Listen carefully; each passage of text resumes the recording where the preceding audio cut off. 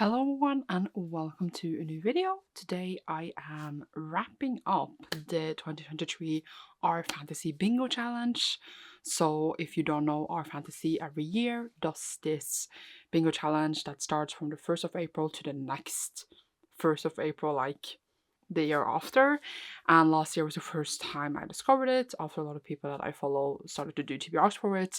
I did not post a TBR because I wanted to fill it as the year went on, and then I thought I would just film like a wrap up like this when it was over. So obviously it is over now because we are past the 1st of April, and I thought I would go through all the books that I read for the bingo. I can maybe post a TBR this year if anyone is interested. I am like the kind of person who don't like to change out things if I decided something, so then I feel like then I have to read those books. But while this year was pretty free, which also was a negative in the end when I had to read like a couple of books to actually fulfill the bingo. I read a lot of books since last April, so a lot of books could have fit for these prompts. This is just the ones I decided. I don't know exactly why I decided on exactly these at that moment, but that's what I put in. So we're just gonna deal. There is 25 prompts. I'm just gonna go through all of them and show you what books I read and quick thoughts.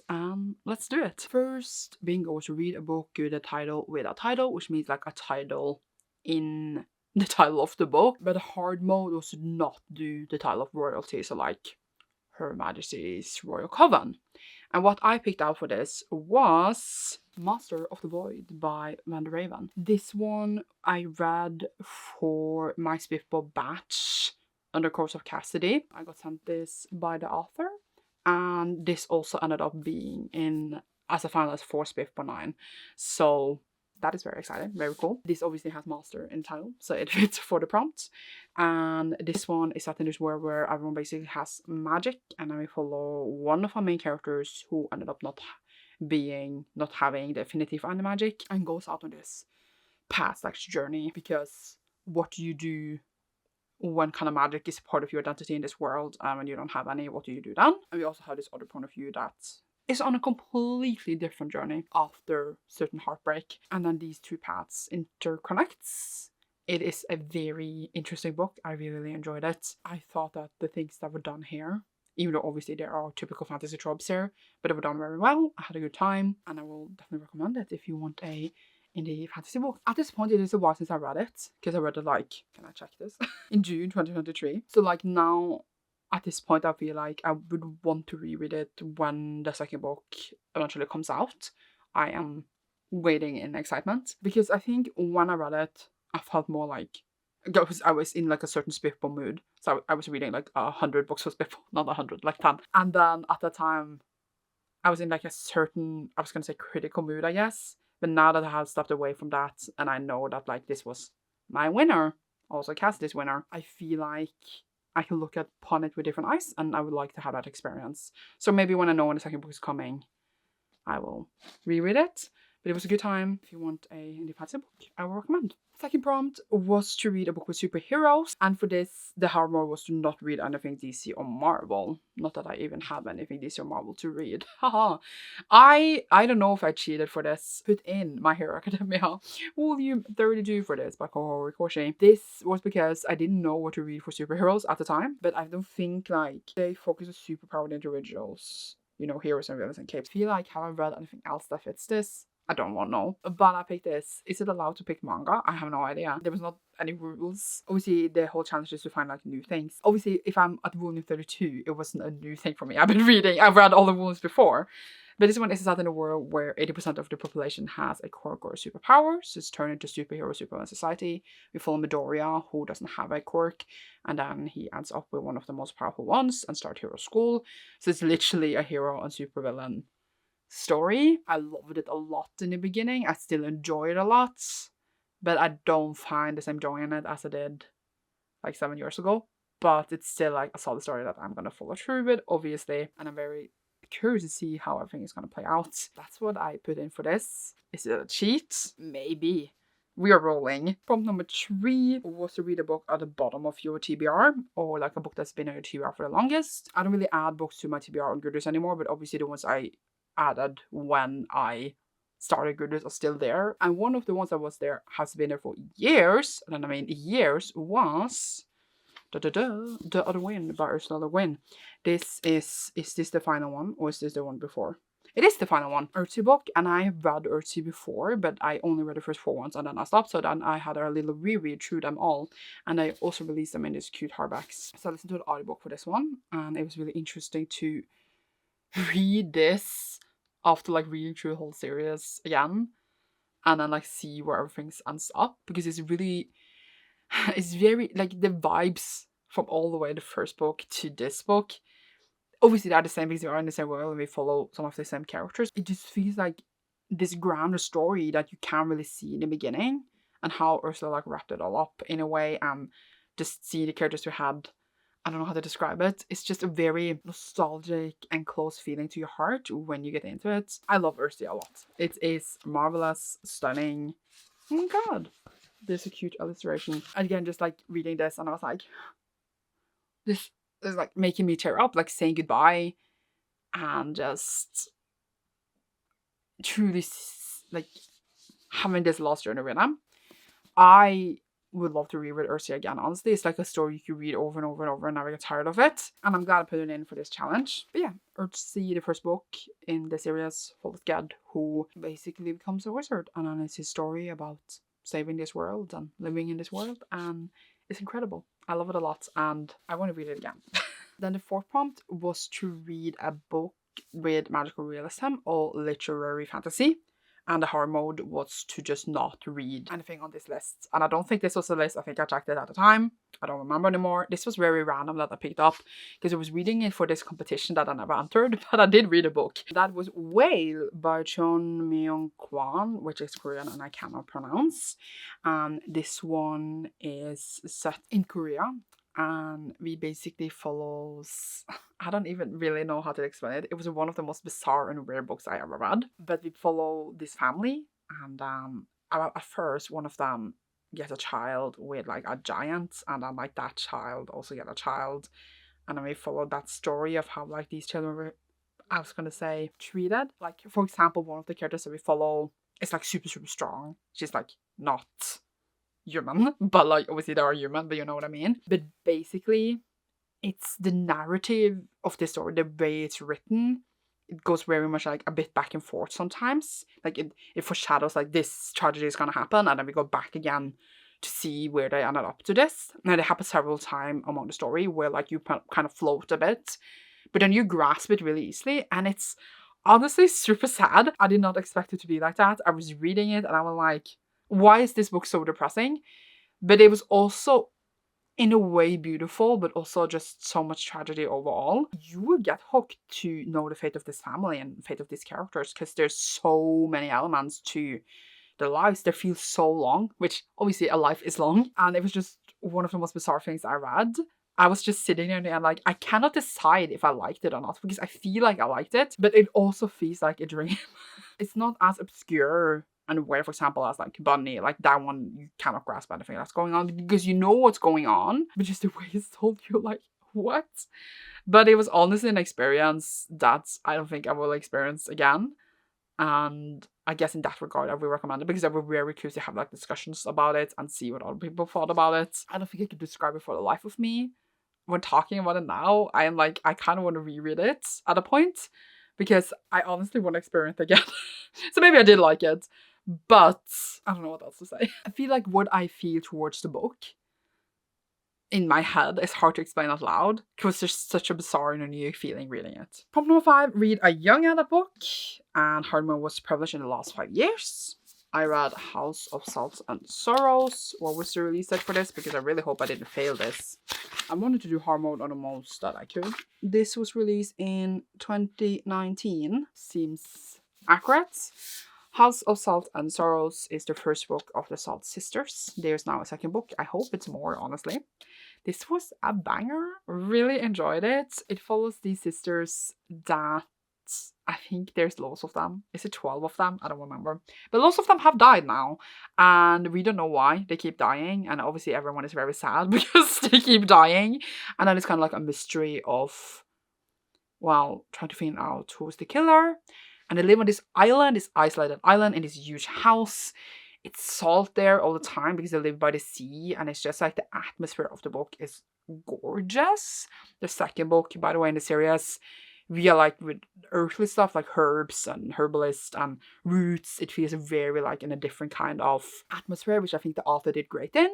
I think that this was such a great time. I really was into the mystery. I was into the characters. It was a bit heartbreaking as well because obviously when you find out what's going on, it's very sad. It's like a part of the story I was like, this doesn't make any sense. How can they be doing this? But then it's actually explained very well.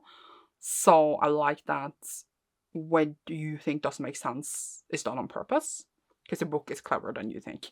But yeah, I really, really enjoyed it. Would definitely recommend. I think that the atmosphere here was done so well that like it was very vivid in my mind. Prompt number 6 was to read a book with a main character has a mundane job, and then hard mode was to read a book that was not placed on Earth. So I took In Labaton Wakes by James S.A. Corey, which is the first book in the X-Men series. Our main character, or at least one of them, is a detective. I thought that was a mundane job. And then obviously we are in space, so we are not on Earth. I've been wanting to read X-Men for a really, really long time. I finally did for a Booktober's Favorites vlog. I feel like the book was done in such a way that I, right now, didn't really love it. I didn't really feel like the story was for me. I'm not saying that the book was bad. I just really felt like I couldn't really get into it that much. This one follows this girl that is like a daughter of a dude that owns a lot of stuff, a huge company, and then they're trying to find her. I just felt like, for me, I didn't manage to immerse myself into this world. I was just this is just a detective story, I'm bored. I felt that there's probably more like politics and stuff in this world that I probably missed. I read the second book as well. I liked it a bit more, but I still was like, whatever. So I feel like either I need to reread, either I need to watch the TV show, or either I really realize that the story is not for me. But I still have not given up on it, but I did love it. Prompt number 7 was to read a book published between 2000 and 2009, and the hard mode was to not be in the top 30 of our fantasy best of 2023 list. And I managed to cough up The Demon King by Cinda Williams Chima. This was a hard prompt if I didn't want to have it on that list. This one was released in 2009, so on the edge of the sword. And I just read this and I very much enjoyed it. I owned it for years, like literally years, and I never got to it. This one follows 2 point of views. We have our main dude who like kind of used to be in like a gang, but now he has cleaned up to take care of his mother and sister, and he has these like silver cups on his arms that has been there all his life, but he doesn't know why, and he's just literally trying to survive. And then we have the princess of this queendom is maybe the better word, and she's very naive and has been very isolated for all her life, and now she's not suddenly, but she's now learning more about her kingdom and her, what to say, citizens, and like actually how people feel instead of just like thinking everyone is fine when they weren't. And she is coming to terms with that maybe there are not people to be trusted around her. These paths cross, but not to know what you think. I think that this book played very well on fantasy tropes that you know from before, but then kind of not necessarily twisted it, but turned it around a bit the way you think the story was going to go in a certain way, and then it didn't. That was very enjoyable. Really, really like getting to know our characters. Really, really like this world. I really, really just enjoy all the aspects of the story overall. It was a very solid read. The only complaint I had was that I felt like I saw the book, like obviously the first book in the series, but it was really long, and like after that I was like, what really happened? We were only setting up pieces for the next book, which I get it is a series, but I also like it when more things are resolved in the first book so that we can develop more of the plot and the world in the next book instead of just using all the books on the same conflict, even though I know that's super normal in fantasy, but sometimes I think it's cool when that is not the case. But very much enjoyable, very excited to read the next ones, which I'm hopeful I'm saying, to get to in 2024. Do I think it's going to happen? Absolutely not. Do I hope it's going to happen? Yes. Then number 8 is to read a book with agents and demons, and Harmor, which the protagonist is an agent or a demon. I don't think I managed to do the Harmor for this, but I put in Kingdom of the Feared by Carrie Maniscalco. This is the third and final book in Kingdom of the Wicked, which is a series I have not been enjoying much, and it basically follows a main character where her twin sister is killed, and she goes on this investigation to find out why and how, and then she gets involved with the Princess of Hell. I consider the Princess of Hell demons in a way, because they are Princess of Hell, so that's why I counted it as like demons in this. I think we had like 1 or 2 chapters when we had the Princess of Hell point of view, so that's why I thought we could count it here. There was no such chapter in this third book, so that was sad. So I'd faded hard mode, but I still feel like this can be counted, and overall I did not like the series. The first book started out as like a YA mystery with romance. and I didn't care, and this just turned into just a romance where everyone is horny all the time, and I thought that maybe that would make me care more, because honestly I thought that maybe that would have been more entertaining than the mystery that I didn't care for, but it made the book just boring. So, not that I thought the other one was not boring, but overall, not a series for me at all. I know a lot of people love them, but not for me. Then it was to read 5 science fiction fantasy short stories, and Harmor was to read the entire SFF, as we can say, anthology or collection. And so I did. I read all these Sunken Souls, a black horror anthology by Cersei Moskowitz, edited by. And this one is as it says, it's a black horror anthology. It's by different black authors that wrote different horror stories. We count horror as fantasy, right? Science fiction,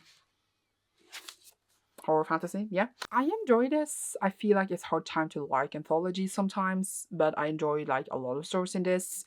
There's like specifically 3 that I keep thinking about, and the rest has kind of just left my mind. And I don't think about them anymore, which I feel like is normal for anthologies. I could definitely reread this if I'm in a certain mood to read some of the stories. I thought that it was a good time, and it's a very pretty book, by the way. Like the pages are like nice and thick, and I know it doesn't matter, but I was just like, I bought it and I was like, dang, it was much nicer than I thought it would be.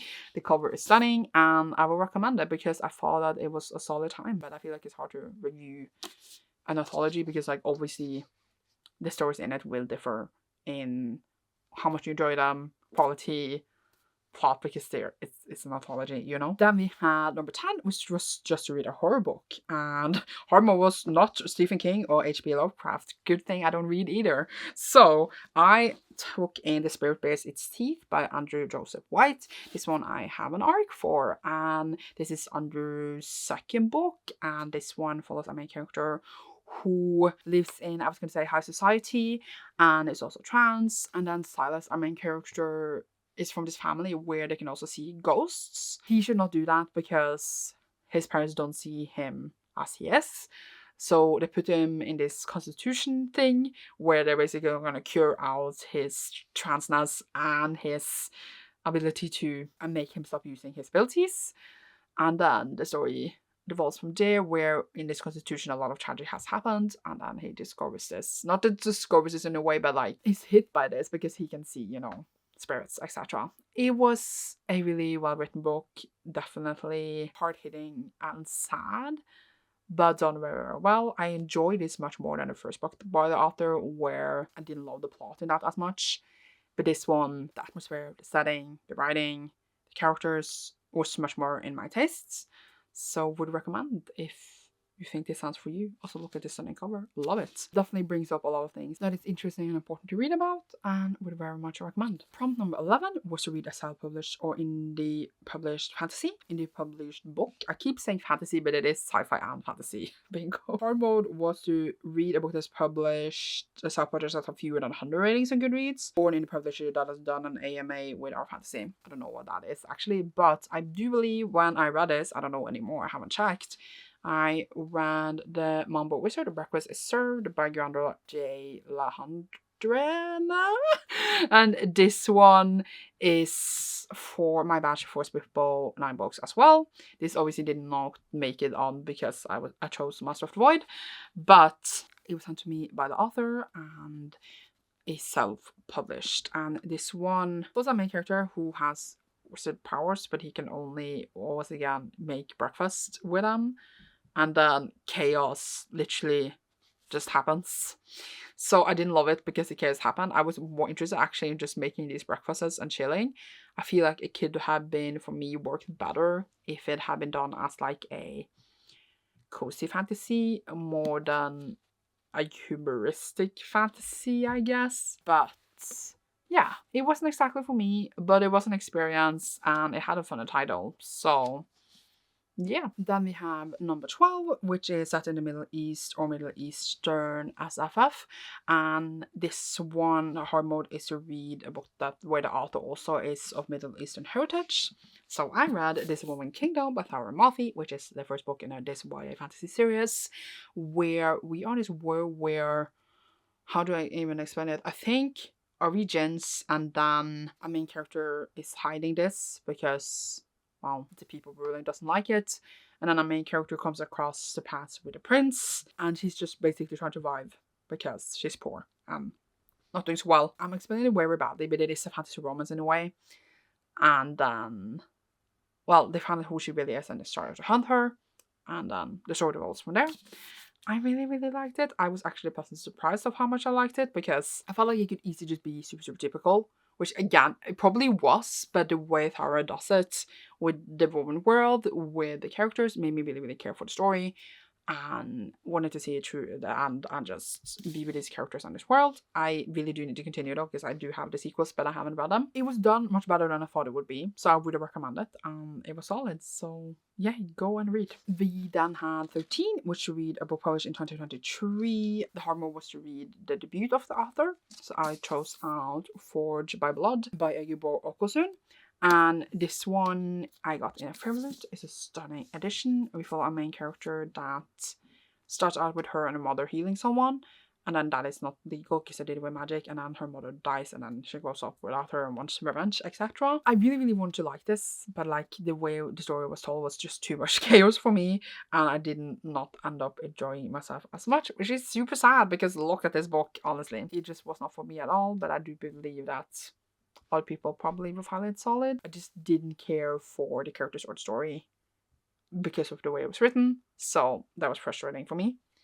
But I read it. Such is life sometimes. Then we had 14, which is Multiverse and Alternate Realities. And hard mode was read characters do not walk through a literal door in order to get to another world. For this I put in Yumi and the Nightmare Painter by Brandon Sanderson. This was Secret Project 3, and I still have not taken mine out of the plastic because such is life. And this one followed two characters that have two different kinds of stories, and then they start to switch bodies. You just have to read it to experience what is going on, because it is truly a ride. I don't know how to explain it. This was a love story, and I feel like one of the weaknesses of Brandon Sanderson is that I don't think he writes really good romantic relationships. He writes great everything else, just not that. And I just did not care about these two characters. I cared about them individually, but I didn't care about them together, which made me struggle to enjoy this book.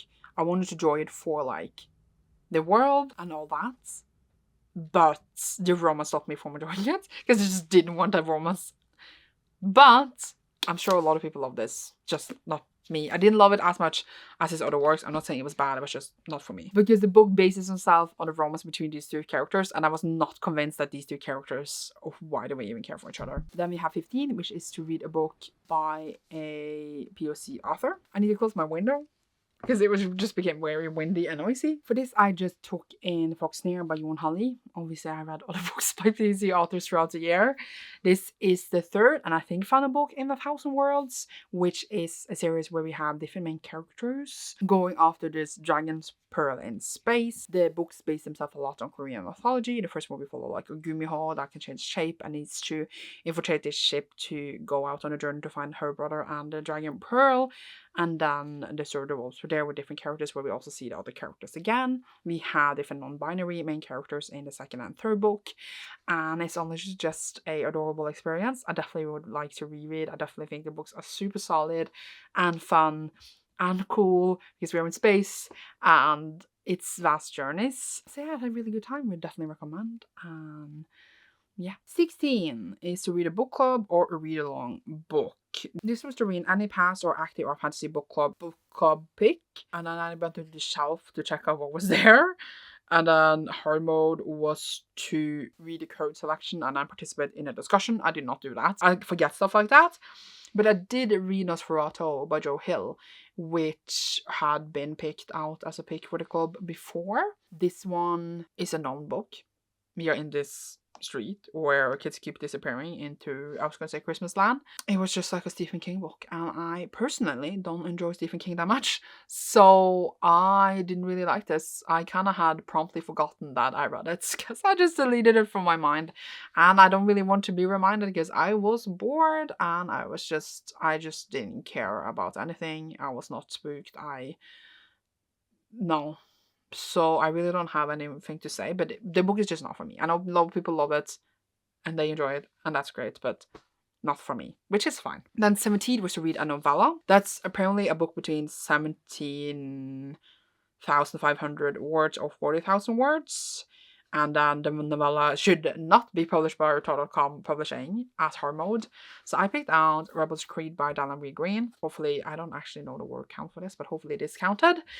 And this one is the first book in Lawful Times, but the first full-length book, but I still feel like it was a novella because it like, it looks big, but like the font is huge. I feel like it is under that word count. I don't even know. And obviously, since it's self-published, it is not a Tor.com book. I just read this. I ended up actually very much enjoying it.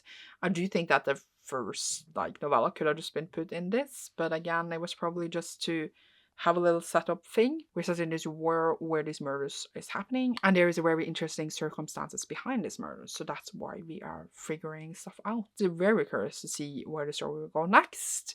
I do think that I was more interested in this book than I initially thought, because in the beginning I was like, I don't care, but then I ended up caring a lot. So I thought it was a good time, thought it was written well, and I'm curious to see how stuff will develop in it. Yay. Then 18 was to read a book with mythical beasts, and the Harmor was to know dragon or dragon-like creatures. So I put in A Shade of Madness by Tiago Abdallah. This one has griffins, and this one is set in this world where they, I was going to say, praise life. They believe in life, and then, so if you die, then I think people are just immortal, honestly. I was gonna say, if you die, then that's blasphemy, because you're supposed to pray life and make your news to someone close to him, which is very sad. And then also this madness is striking out into the land that it's kind of like a disease and people die of it.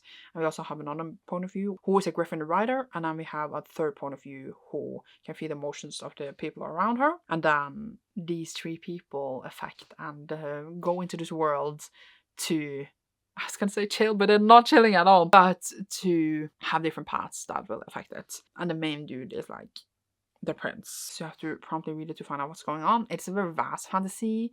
I think that it is very immersive, but very well written, honestly done solidly well, and very enjoyable. I feel like I could reread this as well, because I feel like there's lots of details I probably missed the first times. But yeah, this was the second book, and then obviously A Touch of Light is the first one. Did I say that already? I don't know. Would I recommend? Then we had 19, which is a reader book with elemental magic. Harmor was not Reissued Shades of Magic or Jim Butcher's Codex Alera series. I don't even know what that second one is, but that is me. So I put in The Wicked Bargain by Gabe Kolnovoa. Our main character has fire magic. They need to hide this though, because like fire magic is bad, and then their father and this deal with the devil. So now the father is taken by the devil, and they're going out on this journey for this other deal to get their father back. It is very fun. It is pirates. We have a non-binary character who is really coming to terms with themselves with their powers, and I was going to say not confidentiality but confidence was what I was trying to say. And we meet different characters, so it's like who's trustworthy, who's not, and it was honestly just such an adventure, such a good time. It was really solid. I feel like it was done very, very well. I did exactly what I wanted to do. Honestly, a ride I really very much recommend. Very, very fun. Go and enjoy. Number 20 is to read a book with myths and retellings, and Harmor was not Greek or Roman mythology. So I had put in Hurricane Wars by Thea Granson, because this based itself on Filipino folklore, and it's also a Raylo it's a Raylo fanfic slash, I was gonna say retelling, but I don't know if we can count that, but it is a Raylo story that I am not that familiar with. But we are in this world where darkness and light has been fighting for many years. We have a main character, and the main dude, like, she finds out that she has certain powers that they've been looking for a long time, like light powers, like Alina in Shadow and Bone. And he's obviously on the dark side, and then war has been going on for a long time. It is also like a romance thing, obviously, since it is Raylo. For me, like, I love books woven with Asian myths, legends, mythologies, whatever you want to call it. But it was just not it. It didn't work well at all. I didn't care for the characters. it was just kind of stupid. I was so annoyed, and I'm not even that known with Raylo, but that didn't like matter because just it was just a mess. I didn't care. No. I just, yeah. So I ended up not really liking this at all. I'm sad about it. Look how pretty it is. But that's just life sometimes. That's just life. It was not a book for me. Then 21 was a queer norm setting. That's basically a world where being queer is normalized and not prosecuted. And that Harmor was not a futuristic setting. So it could be a world that was similar to ours, but not set in the future and has no science fiction elements. And for that, if we can grab the book, I read Swordcatcher by Cassandra Clare. Swordcatcher follows our main character, who is basically a swordcatcher for the prince. They look very similar, and he catches swords for him because he's basically his double. So every time they need to go on dangerous stuff, he pretends to be him, and then he really is trying to come to terms with the fact that it's my whole value just protecting someone else, so I have any value on my own. And we also follow this other point of view, who is a girl who is a healer, and then their paths crosses. It is a queer norm setting. Like, they were talking about how the prince needs to get married soon, and they were like, it didn't matter. They're like, it didn't need to be a princess to make babies, blah blah blah blah blah. Being queer here was totally a norm, and we love to see that. Love to see it in fantasies. So obviously it is a world similar to ours, so if it's very well for this prompt. And I was obviously very excited for this because Cassandra Clare has written Shadowhunters, which is close to my heart, even though I know it's also terrible. But it was close to my heart since I was young. And I was very excited to see her take on a different, totally new world that was also out of fantasy. And I must say that I was a bit disappointed. I felt like, well, first of all, it is ginormous, and I felt like nothing happened. I know we spent a lot of time world building, but I didn't actually feel like I got to know the world. I felt like we were just spinning balls around, and then I was just like, well, I still don't know this and this and this, and I just didn't really care for some of the characters. I felt like the main dude was super whiny, and I just didn't get the point of the main girl, so I was just like, eh. So yeah, I liked it, but I didn't love it, and I am obviously going to read the sequels, but like, it didn't hit as I wanted it to, and that was sad for me, honestly. But still a book that obviously I will continue. Then we have 22, which is to read a book with a coastal or island setting. And then Harmor was to have a book that also features seafaring, traveling on the sea. I don't know. And I put in The Born Child Emperor by Anders Stewart. This is the second book in the Drowning Empire series. I have now also read a third since I put this in. And this one is set on a bunch of different islands. Love to see it. By the sea. And we do travel in boats a lot. Perfect for this. And this one, in the first one, we have a main character who is like the daughter of the emperor doing this test where the emperor is checking if she's ready to be the heir or something. And then she discovers many secrets about this empire because it's based on the fact that everyone needs to give up bones that the emperor controls to make these like kind of bone creatures that protects them. But then every time he uses their bones, their life is kind of sucked out of them over a couple of years. And eventually they all weaken and die. But they all do this willingly for protection. Which is obviously a wrong thing to do. So the whole role is built on this. So it's pretty cool. We also have this dude who's a smuggler. Overall, I liked the first book fine. And then I just kind of lost interest a lot in the second and third. So I don't think it was amazing. I don't think it was terrible.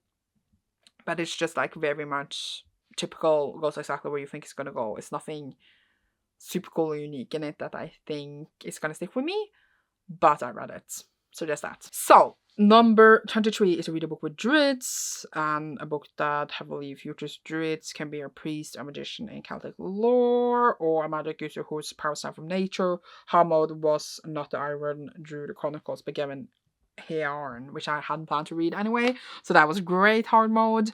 I struggled a bit with this because I was trying to find nature powers or any powers, and I put in tentatively Bloodmark by Tracy Dion because this is based on the Arthurian myths and legends, just that made modern day, and the people with powers etc. do call themselves druids.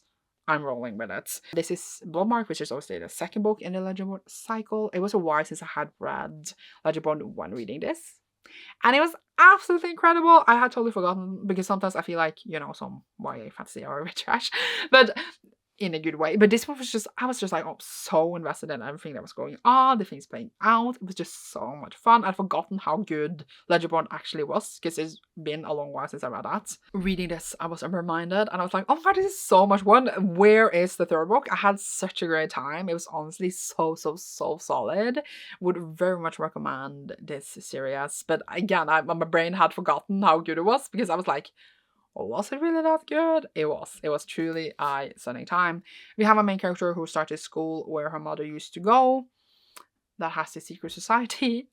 As it also has another part of her heritage that is involved with this.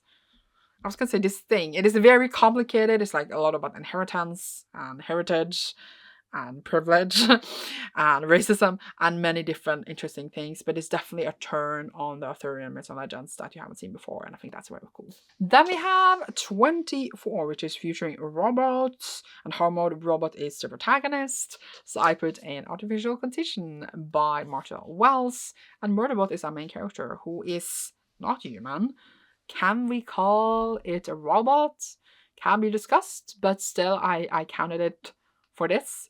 And obviously Murderbot Diaries is a series following Murderbots, who basically is learning about humanity in a way, in a humoristic kind of distant way, because obviously it is not human, and it's just very interesting to follow Murderbot discovering, I was going to say, almost emotions and humanity, and I would say the humanity in itself, while also having this really cool world. And I really have enjoyed all the books.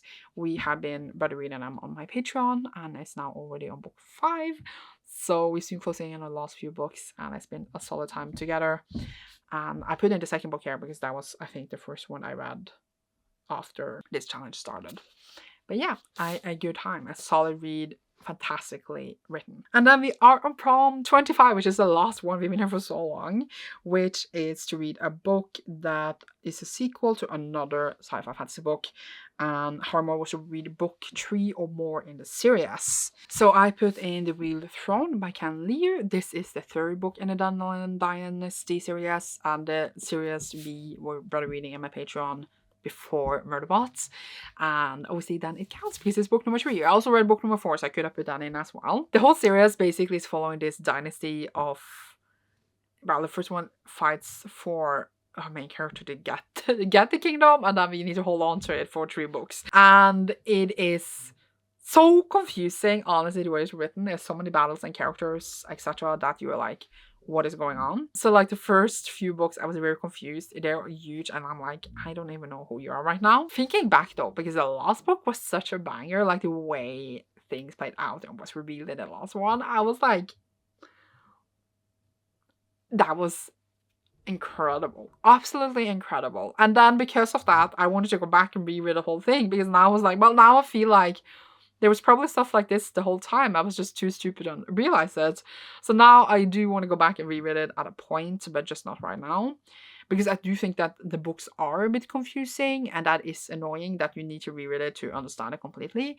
But I also feel like it's gonna be worth it, because honestly, the last book with like the stuff like playing out there, absolutely, I loved it a lot. So that made it worth it for me in the end.